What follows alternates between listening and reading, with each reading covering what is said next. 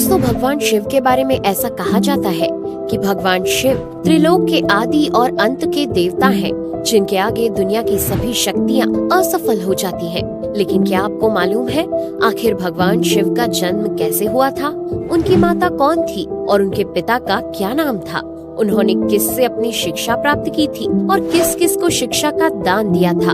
अगर नहीं तो चलिए, क्योंकि इस वीडियो के माध्यम से हम आपके इन्हीं सभी सवालों का जवाब देने वाले हैं, इसलिए प्लीज इसे स्किप किए बिना एंड तक जरूर देखना। दोस्तों, आज सबसे पहले भगवान शिव के जन्म से जुड़ी पहली कहानी यानी शिव पुराण की एक लोकप्रिय कथा के बारे में बताने वाले हैं। शिव पुराण के अनुसार भगवान शिव को स्वयंभू माना जाता है, जिसका मतलब होता है कि भगवान शिव का जन्म स्वयं ही हुआ था। यानी कि इससे एक बात तो साफ हो जाती है कि ना ही भगवान शिव की कोई माता है और ना ही उनके कोई पिता हैं। इसी कारण से भगवान शिव पंच तत्वों से भी परे हैं, जिस कारण से इन्हें मृत्यु का भी कोई भय नहीं है और इनकी मृत्यु कभी नहीं हो सकती। पर अब बात करते हैं विष्णु पुराण में बताई गई भगवान शिव के जन्म से जुड़ी हुई एक और कहानी के बारे में। विष्णु पुराण में बताया गया है कि भगवान विष्णु के माथे से निकलने वाले तेज के कारण भगवान शिव की उत्पत्ति हुई थी और उनके नाभि से निकलते हुए तेज से कमल पर विराजमान ब्रह्मा जी का जन्म हुआ था। मगर दूसरी ओर भगवान विष्णु के जन्म के बारे में शिव पुराण में बताया गया है कि एक बार की बात है जब भगवान शिव अपने घुटने मल रहे थे और उनके घुटनों से निकलने वाले मैल से भगवान श्री विष्णु जी का जन्म हुआ था। पर अगर ऐसा हुआ है तो विष्णु पुराण और शिव पुराण एक दूसरे से बिल्कुल अलग हैं। इस कथा के अलावा भगवान शिव के जन्म की एक और पौराणिक कथा काफी ज्यादा पॉपुलर है, जिसे शायद आपने बड़े बुजुर्गों से सुना होगा। पर अगर नहीं सुना तो आपकी जानकारी के लिए बता दें कि एक बार की बात है जब भगवान विष्णु और परम ब्रह्मा जी के बीच इस बात पर बहस छिड़ गई थी कि आखिर इस संसार में सबसे महान कौन है। और जब भगवान विष्णु और भगवान ब्रह्मा इस बात को लेकर बहस कर रहे थे तो एक जलते हुए खम्बे के रूप में महादेव उनके बीच आए थे। दोस्तों, वो दोनों इस रहस्य को नहीं समझ पाए और तभी अचानक से एक आवाज आई जिसने कहा कि जो भी इस खम्बे का छोर ढूंढ लेगा वही सबसे महान कहलाएगा। ऐसा सुनते ही ब्रह्मा जी ने एक पक्षी का रूप लिया और खम्बे का ऊपरी हिस्सा ढूंढने निकल गए। वहीं विष्णु जी ने वराह का रूप धारण किया और खम्बे का अंत ढूंढने निकल गए। बहुत देर तक खोजने के बाद भी दोनों में से किसी को भी खम्बे का छोर नहीं मिला और दोनों हार मानकर वापस आ गए। जिसके बाद भगवान शिव अपने असली रूप में आए और फिर भगवान विष्णु और ब्रह्मा जी ने ये मान लिया कि महादेव ही सबसे महान और शक्तिशाली है। इनसे बड़ी शक्ति इस दुनिया में कोई नहीं है। इसके साथ ही शिव पुराण में बताया गया खम्बा इस बात को दर्शाता है कि ना ही भगवान शिव जन्मे थे और ना ही उनका कोई अंत है। और एक कारण तो यही है कि भगवान शिव को स्वयंभू कहा जाता है, यानी भगवान शिव का अंत है ही नहीं, वे अमर हैं। अब हम बात करते हैं भगवान शिव से जुड़े एक ऐसे विषय के बारे में जो सबसे ज्यादा प्रसिद्ध है कि क्या भगवान ब्रह्मा भगवान शिव के पिता हैं? जी हाँ, इनकी ये कहानी लोगों के बीच काफी प्रसिद्ध है। तो आपको बता दें कि आखिर किस प्रकार भगवान शिव ने ब्रह्मा पुत्र के रूप में जन्म लिया था। इसके पीछे विष्णु पुराण की एक पौराणिक कथा है, जिसके अनुसार जब धरती, आकाश, पाताल या कहें पूरा यूनिवर्स जलमग्न यानी पानी में डूबा हुआ था, तब भगवान विष्णु के अलावा कोई भी देव या प्राणी इस संसार में नहीं था। तब केवल विष्णु ही जल सतह पर अपने शेष नाग पर लेटे हुए नजर आ रहे थे। जिसके बाद उनकी नाभि से कमल की डंडी पर ब्रह्मा जी प्रकट हुए और जब भगवान ब्रह्मा और भगवान विष्णु इस यूनिवर्स से संबंधित बातें कर रहे थे तब भगवान शिव प्रकट हुए, जिसके बाद ब्रह्मा ने उन्हें पहचानने से इनकार कर दिया। इस कारण से भगवान शिव रूठ गए और उनके रूठ जाने के कारण भगवान विष्णु ने उन्हें दिव्य दृष्टि प्रदान कर ब्रह्मा जी को भगवान शिव की याद दिलाई।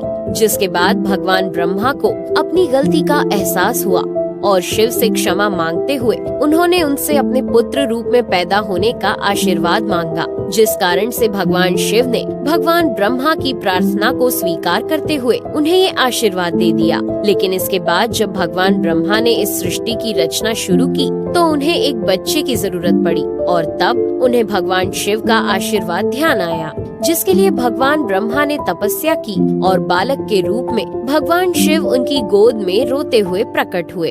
आपको बता दें कि ये भगवान शिव का एकमात्र बाल रूप है।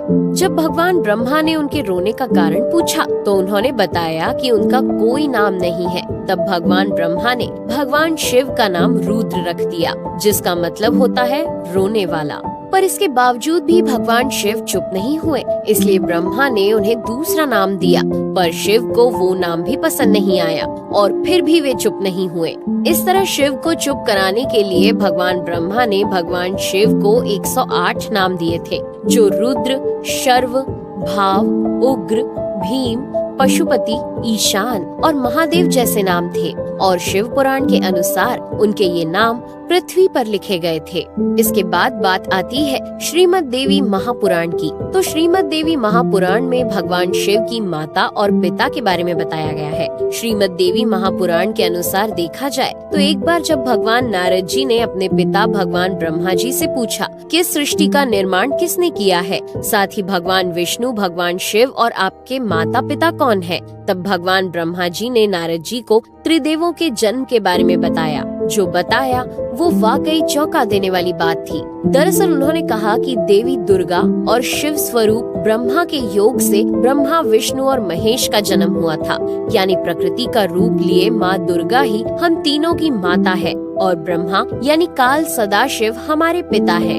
इसके साथ ही श्रीमद् देवी महापुराण में भी भगवान विष्णु और भगवान ब्रह्मा के बीच हुए झगड़े की एक कहानी मिलती है, जिसके अनुसार एक बार श्री ब्रह्मा जी और विष्णु जी में झगड़ा हुआ और दोनों में बहस छिड़ी हुई थी।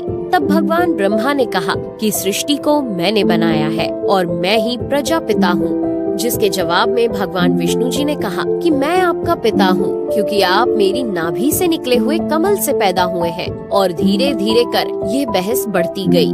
दोस्तों, इसके बाद इन दोनों का झगड़ा सुनकर सदाशिव वहाँ पहुँचे और उन्होंने कहा कि पुत्रों, मैंने ही तुमको इस संसार को बनाने और इसे संभालने के केवल 2 काम दिए हैं। इसी प्रकार मैंने शंकर और रुद्र को संहार और तिरोगति के कार्य दिए हैं। इसके साथ ही उन्होंने कहा कि मेरे 5 मुख हैं।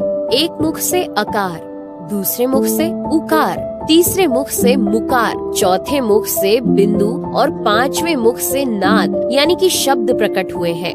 उन्हीं 5 को एक साथ मिलाकर देखा जाए तो एक अक्षर ओम बनता है, जिसे आज हम सभी भगवान शिव के मूल मंत्र के रूप से जानते हैं। इतना कहने के बाद भगवान ब्रह्मा और विष्णु दोनों ही समझ गए कि भगवान शिव से ज्यादा शक्तिशाली इस दुनिया में कुछ भी नहीं है और दोनों ने भगवान शिव को प्रणाम किया और चले गए। चलिए दोस्तों, अब जब आप भगवान शिव के बारे में इतना तो जान ही चुके हैं, तो क्या आपको पता है कि आखिर भगवान शिव ने किससे शिक्षा प्राप्त की थी और उनके गुरु कौन थे? हम जानते हैं शायद ही इसका जवाब आप में से किसी को पता होगा, पर जिन्हें नहीं पता उन्हें बता दें कि भगवान शिव स्वयं इस संसार के गुरु माने जाते हैं, जिन्होंने इस संसार में गुरु शिष्य की परंपरा की शुरुआत की थी। लेकिन अगर सवाल आता है कि आखिर भगवान शिव किसके गुरु थे, तो आपको जरूर जान लेना चाहिए कि हिंदू धर्म के ग्रंथ कहते हैं कि ब्रह्मा जी और शिव जी इस संसार के सबसे पहले गुरु हैं, जिन्होंने गुरु शिष्य के इस रिश्ते की शुरुआत की थी। जहां भगवान ब्रह्मा ने अपने मानस पुत्रों को शिक्षा प्रदान की थी, वहीं भगवान शिव ने अपना ज्ञान केवल अपने 60 शिष्यों को दिया था। यानी भगवान शिव 60 शिष्यों के गुरु थे और वे जिन शिष्यों के गुरु थे उन्हें आज के समय में सप्त ऋषियों का दर्जा दिया गया है। तो दोस्तों, ये थे भगवान शिव के जन्म से जुड़े हुए कुछ फैक्ट्स, जो आपको कैसे लगे हमें कमेंट करके जरूर बताइए। साथ ही अगर आपको वीडियो पसंद आया हो तो इसे लाइक और चैनल को सब्सक्राइब करना बिल्कुल ना भूलें। धन्यवाद।